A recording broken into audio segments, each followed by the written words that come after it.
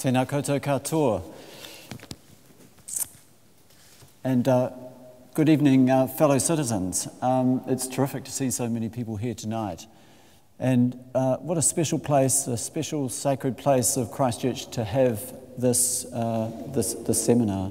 As has been mentioned, I'm here with two hats on. The second hat is as one of the medical spokespeople for this new national group, Alcohol Action New Zealand, and I want to acknowledge my fellow medical spokespeople, Jeff Robinson and Jenny Connor.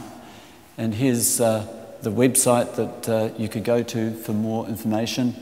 And our mission essentially is putting out the scientific evidence for how a society can reduce its alcohol-related problems. And in that sense, it's just an extension of our work in the universities that we work in. So the key message is that there is a national alcohol crisis, and some of that, the detail of that has already been talked about tonight. New Zealand's heavy drinking culture.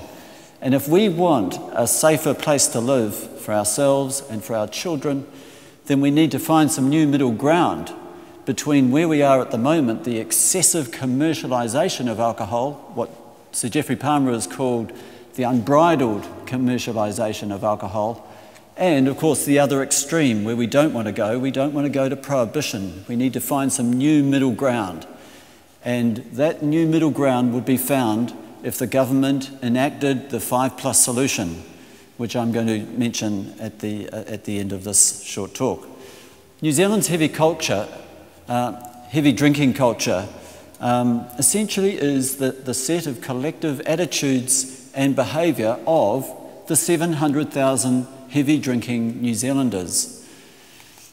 The extent of this, the size of the heavy drinking culture is very much denied, in public at least, by the alcohol industry, but in behind the scenes, they know that these 700,000 people, our fellow citizens, are their special favourite customers, because over half of the profit is derived from these people. As a country, we're starting to grow up in terms of tobacco. We're starting to be more rational about it. We're starting to think about it properly. But we remain rather primal when it comes to thinking about alcohol. And some of this primal thought is tragically brainwashing many of our population into thinking that life can't be enjoyed without alcohol. You can hardly go to a children's birthday party now and not be presented with alcohol, because it's not proper if you don't have alcohol there at the social event. And of course, for young people, to be in the in crowd, means getting wasted with the in crowd. So the main thing I'm talking about here is one of the things that the alcohol industry won't tell you about alcohol, and that is it's a neurotoxin which can directly cause brain damage. Now I want to start initially with the way alcohol can poison the brain acutely. When you look at the relative safety of drugs, and this is something that I wasn't entirely aware of myself until relatively recently. I wasn't aware that ethanol was so high on the list in terms of its dangerousness in terms of overdose.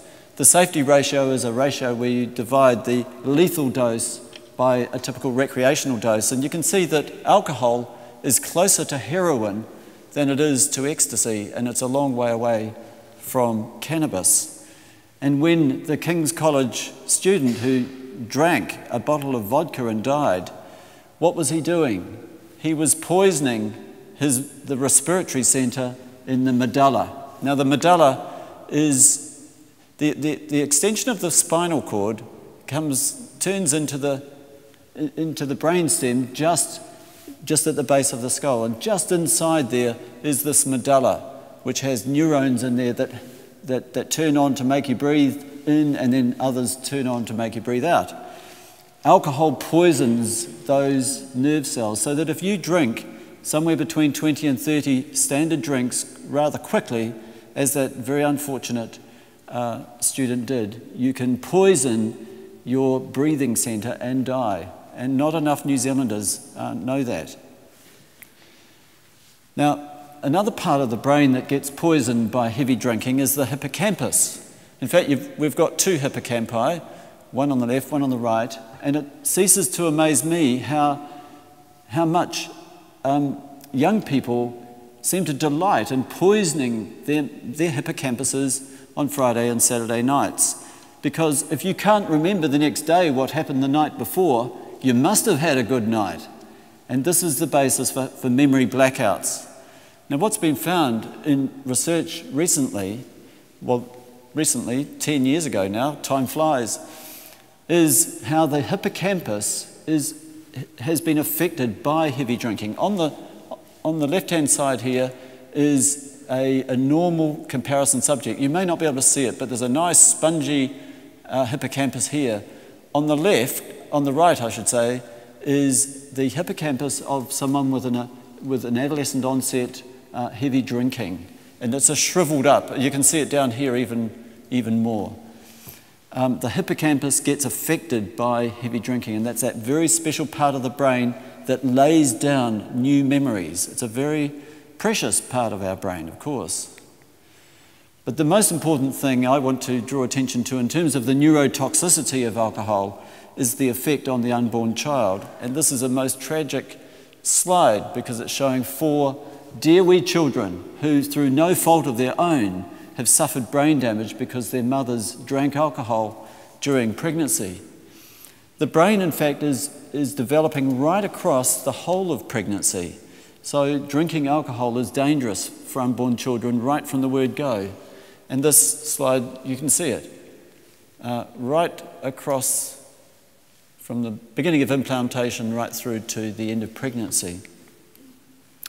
And fetal alcohol spectrum disorder, FASD,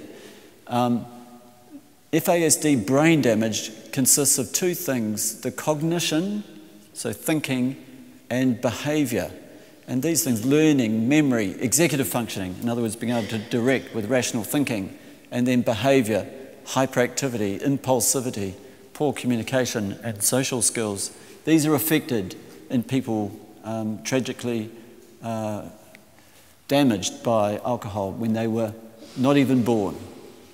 Now, amazingly, 30 to 40% of women drink alcohol during pregnancy, and the incidence of FASD is at least 1% of all births. So we have about 60,000 children born in New Zealand every year, which means that there are at least 600 children born with FASD.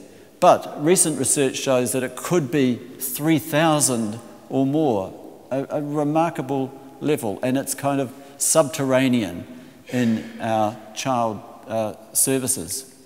We've got to raise alcohol prices, raise the purchase age, reduce alcohol accessibility, reduce marketing and advertising, increase drink driving countermeasures, and increase the treatment opportunities for heavy drinkers. And this was confirmed in a Lancet series. And more recently, we're in a sacred place, so we can talk about the Bible. Here is the second edition of the Bible, Alcohol, No Ordinary Commodity.